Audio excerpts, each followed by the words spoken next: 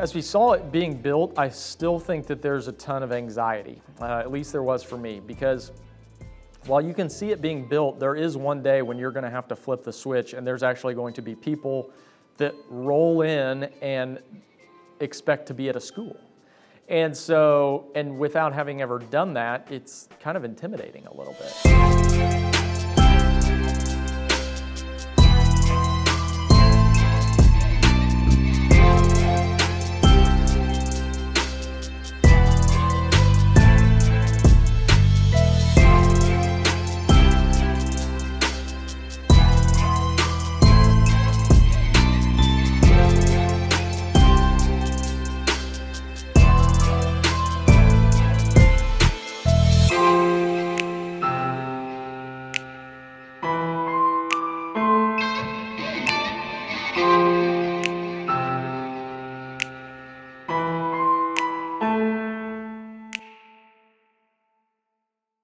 Yeah, so how do you establish a school? Interesting. Never have done that before until now.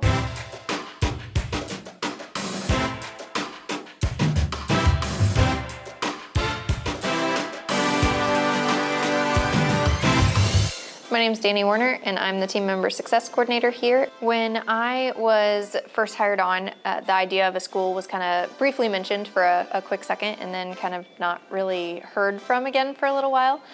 So I remember being on my maternity leave this past summer, so it was in June, and I got a call, and I'm doing my one-on-one with Chad over the phone because I'm working from home for a little bit, and he said, "Do you remember that school that we mentioned?" And I said, "Yeah, you know, I've heard little pieces about, you know, one day opening a school or something." And he said, "All right, it's time to pull the trigger, let's do it."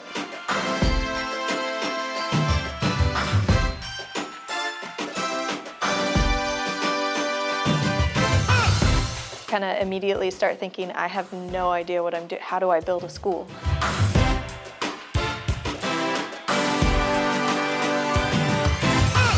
One of our key partners in this was Nexstar. Nexstar has created their online training platform, which is called NexTech Academy. And so we really utilize that. Without that, I don't know that we would have gotten started. So I got to kind of piggyback off of that curriculum, but everything else was kind of a blank slate. All of this stuff is just kind of constantly hitting you all at once. And so that was kind of the birth of the Top Tech Academy.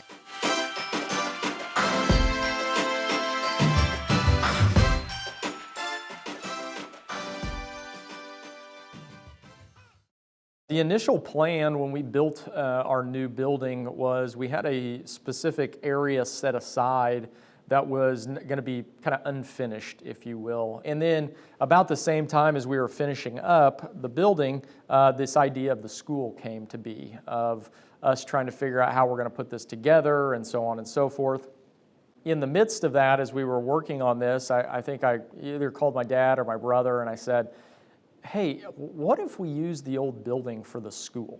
We kind of came to the conclusion that that would be our best plan. And so over the next few months, we tore down walls and built others and all kinds of things, and then prepped the back warehouse area to become the lab. So today here at Top Tech, we're plumbing the practical area of our training facility. We're actually going to plumb a full bathroom, full kitchen, a washing area for washer and dryer, sewage pumps and sump pumps. All will be working fixtures. Over in the other area, we'll be plumbing a tankless water heater, a power vent water heater, a gas water heater, electric water heater, and a water softener. We have furnaces going in behind me here. They're going to be installed in the next couple of days. We have a room where there are going to be some air conditioners installed. So the next couple of weeks, we're just putting the finishing touches on the classroom.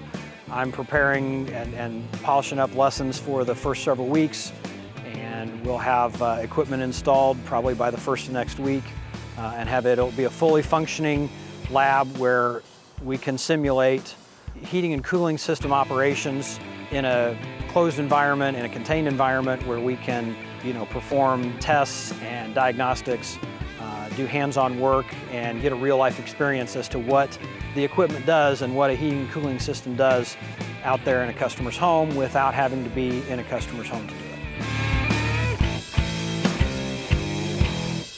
So as that is coming together, And then we're working on putting the curriculum together and then getting the students in. You know, there were times when I was telling people, yeah, you can't wait to see this great lab that we got, and it was half done. You know, it was like I was promising something and you better be ready when we get there. But it was just a lot of fun. Anytime I think you can build something from scratch and it wasn't there one day and then, you know, a few months down the road, it comes to life.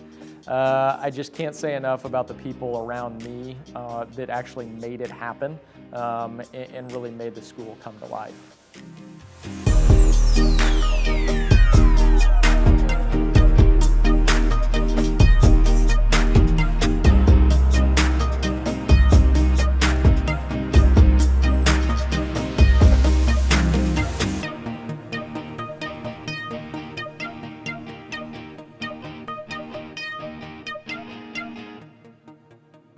My name is Alex, and I'm the Talent Acquisition Manager. So during my initial conversation with Chad about my new role, they talked to me about opening up a school and uncovering that we'd be staffing for that school almost immediately. As soon as we posted the job, immediately we had 100, then 200, 3-4 days in, and we were already over, 400 applicants. I believe in the first round we had over 600 candidates apply for the school. The overwhelming amount of applicants was that was absolutely wild. The task of sorting through all of those to get down to a class of 15 or 16 is daunting. It sounds daunting, much less actually doing it.